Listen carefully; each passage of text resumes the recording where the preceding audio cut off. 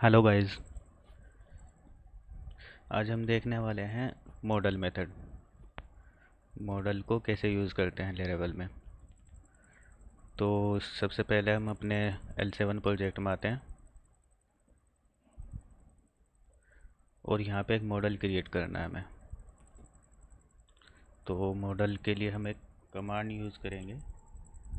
Command line पे हम command prompt पे जाते हैं, एक मॉडल बना लेते हैं। मेरे पास एक टेबल भी है यहाँ पे, मैं आपको दिखा देता हूँ। ये ऑर्डर्स के नाम से मैंने एक टेबल बनाई हुई है इसमें, और इसमें कुछ रिकॉर्ड्स भी हैं, आप देख सकते हैं। यूज़र और एज मैंने टेबल बनाई हुई है। तो हम इसके सारे टेबल के रिकॉर्ड को गेट करेंगे और एग्रीगेट मेथड भी देखेंगे मॉडल के साथ कैसे यूज़ करते हैं। तो सबसे पहले मॉडल क्रिएट कर लेते हैं। इसके लिए PHP आर्टिजन, मैं थोड़ा जूम कर लेता हूँ।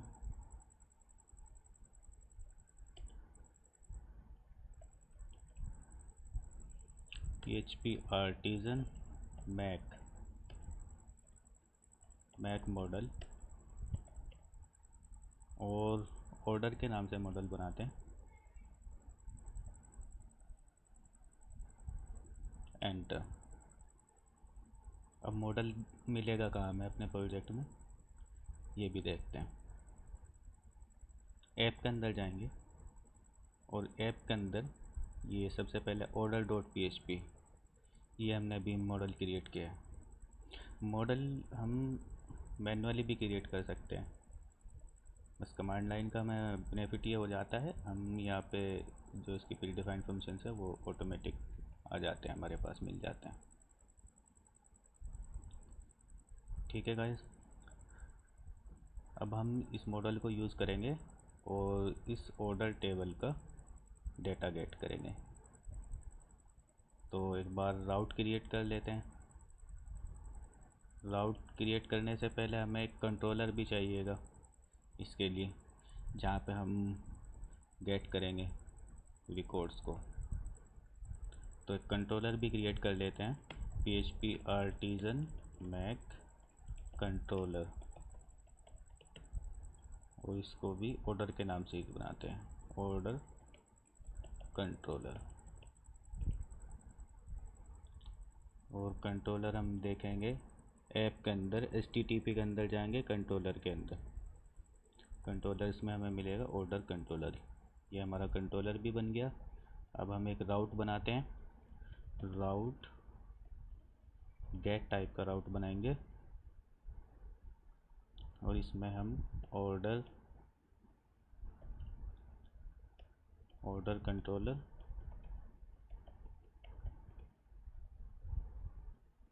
@index।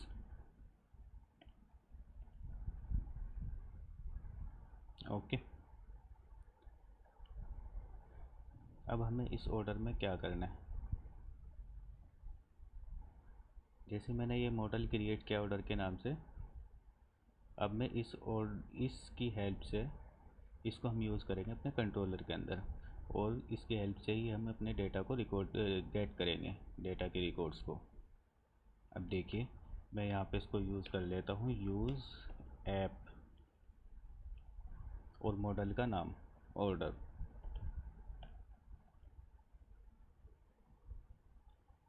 अब कंट्रोलर में इंडेक्स फंक्शन बनाते हैं, पब्लिक फंक्शन इंडेक्स। सिंपली पहले कुछ भी रिटर्न करा लेते हैं चेक करने के लिए, ऑर्डर कंट्रोलर।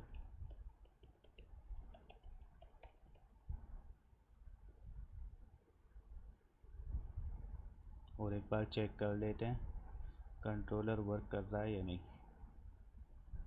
ऑर्डर। तो कंट्रोलर वर्क कर रहा है अच्छे से। अब हम जाएंगे कंट्रोलर के अंदर और उसके टेबल के रिकॉर्ड को गेट करेंगे यहाँ पे। तो इसके लिए सिंपली हमें कुछ नहीं करना, डॉलर डेटा इक्वल टू, यहाँ पे सिर्फ ऑर्डर ऑल, सिंपली। अब मैं इसको रिटर्न कर देता हूँ डॉलर डेटा को। ये डाई एंड डंप कर लेते हैं, उससे ज़्यादा बेटर रहेगा। Die and dump dollar data. अब चेक करते हैं। ये देखो मेरे पास इस टेबल का पूरा डेटा रिकॉर्ड जो भी है मेरा पूरा टेबल का आ गया। मेरे पास इसमें 6 रिकॉर्ड हैं अभी, और मेरे पास यहाँ पे 6 रिकॉर्ड आ रहे हैं।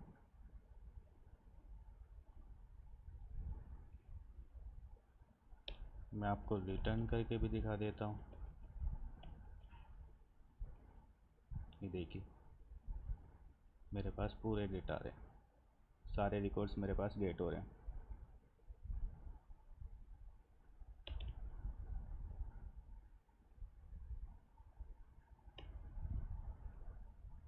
अब देखिए गाइस, मैं चाहता हूँ इस टेबल में से इस टेबल में कितने रिकॉर्ड है ये देखते हैं। तो die and dump dollar data ऐसे ही रखते हैं, और यहाँ पे सिर्फ काउंट फंक्शन लगा देते हैं, बहुत सिंपली। और अब रिफ्रेश करते हैं। मेरे पास इसमें 6 रिकॉर्ड है, और ये मुझे 6 रिकॉर्ड यहाँ पे दिखा दिए इसने। अब मैं यहाँ पे आपको दिखा दूँ, इस टेबल के अंदर मेरे पास 6 रिकॉर्ड हैं, और एक टेबल मेरे पास एज का है इसमें।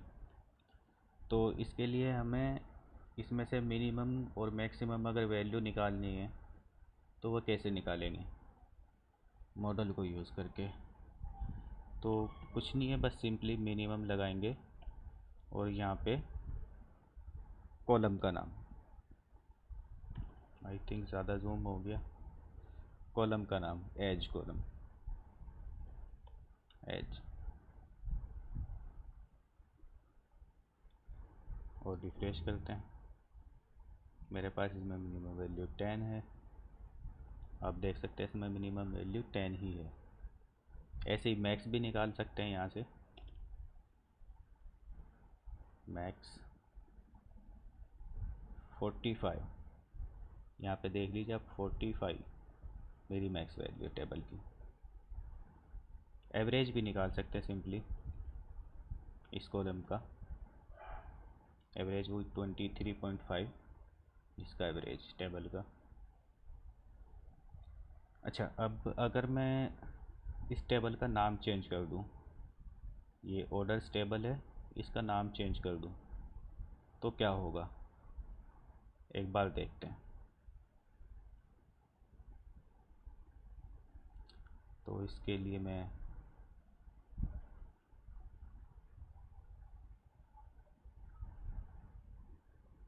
मेरा डेटाबेस लेवल 7,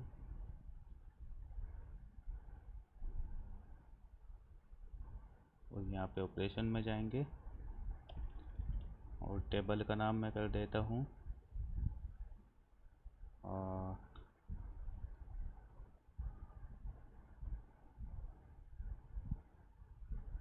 प्रोडक्ट कर देता हूँ, प्रोडक्ट्स। अब आप देख सकते हैं इसका नाम प्रोडक्ट्स कर दिया मैंने। अब रिफ्रेश करते हैं। अब ये मुझे कह रहा है ऑर्डर्स टेबल इसमें हमारे पास है ही नहीं। अब क्या करेंगे, अब मैं इस टेबल का नाम यहाँ पे डिफ़ाइन करूँगा मॉडल के अंदर। इसको बताऊँगा कि हम कौन सी टेबल यूज़ कर रहे हैं। प्रोटेक्टेड लगाते हैं, और dollar table equals to products. अब चेक करते हैं। मैंने यहाँ पे कंट्रोलर में आपको दिखा दूँ एवरेज फंक्शन का यूज़ किया है, तो अब मेरे पास इसका एवरेज आना चाहिए। ये देखो अभी ये टेबल वर्क करने लगी मेरा, क्योंकि मॉडल जो यूज़ होता है वो टेबल बेस पे होता है। अगर मैं इसको डिफ़ाइन करूँगा अलग टेबल के अंदर, मॉडल के अंदर टेबल का नाम डिफ़ाइन करता हूँ, तो वो उसको पता लगता है कि किस टेबल को हम यूज़ कर रहे हैं। उसी के अकॉर्डिंग वो वर्क करता है। ठीक है गाइस, हमारे और भी बहुत से फंक्शन हैं इसमें। जैसे मैं आपको बता दूं, अगर मैं वेयर कंडीशन भी यूज़ करूं इसमें, वेयर कंडीशन में मैं चाहता हूं इसका कोई रिकॉर्ड फाइंड करना है, एक ही रिकॉर्ड मुझे चाहिए इसमें, जिसका नाम मैं अमित है, जिसका नाम अमित हो, वो वाला रिकॉर्ड मुझे गेट कर दे। अमित डालूँगा यहाँ पे, जिसका नाम अमित हो। सॉरी, पहले को इसका यूज़र कॉलम नेम आएगा, यूज़र में कॉमा जिसका नाम अमित हो, ये गेट कर दे मुझे। अब रिटर्न करके इसका डेटा देखेंगे, डाई एंड डाई करके मेरे पास क्या आया। सिंपली उसी कॉलम का मेरे पास डेटा आया जिस कॉलम को मैंने फाइंड किया। आईडी 3 है और यूज़र अमित, एज इसकी 30 है। मैं आपको रिटर्न करा देता हूँ डॉलर डेटा। अब रिफ्रेश करते हैं, ये देखिए मेरे पास यहाँ पे आईडी 3, यूज़र अमित है और एज उसकी 30 है। अच्छा, अब मैं चाहता हूँ मुझे इस टेबल का फर्स्ट रिकॉर्ड चाहिए, तो बहुत सिंपल, मैं यहाँ पे सिर्फ फर्स्ट यूज़ करूँगा और ये मुझे फर्स्ट रिकॉर्ड गेट कर देगा। ये देखिए फर्स्ट रिकॉर्ड की मेरे पास आईडी 2 है और यूज़र मोहित है, उसकी एज 15 है। मुझे कोई आईडी फाइंड करनी है। लेट्स से मैं कहता हूँ मुझे फोर्थ आईडी जिसकी हो वो वाला रिकॉर्ड चाहिए, तो उसके लिए हम फाइंड यूज़ करते हैं। फाइंड फंक्शन सिर्फ आईडी पे वर्क करता है, ये ध्यान रखना। जो प्राइमरी की होगी हमारी उसी पे वर्क करेगा। अब मैं चाहता हूँ 4 आईडी मुझे फाइंड करनी है, 4।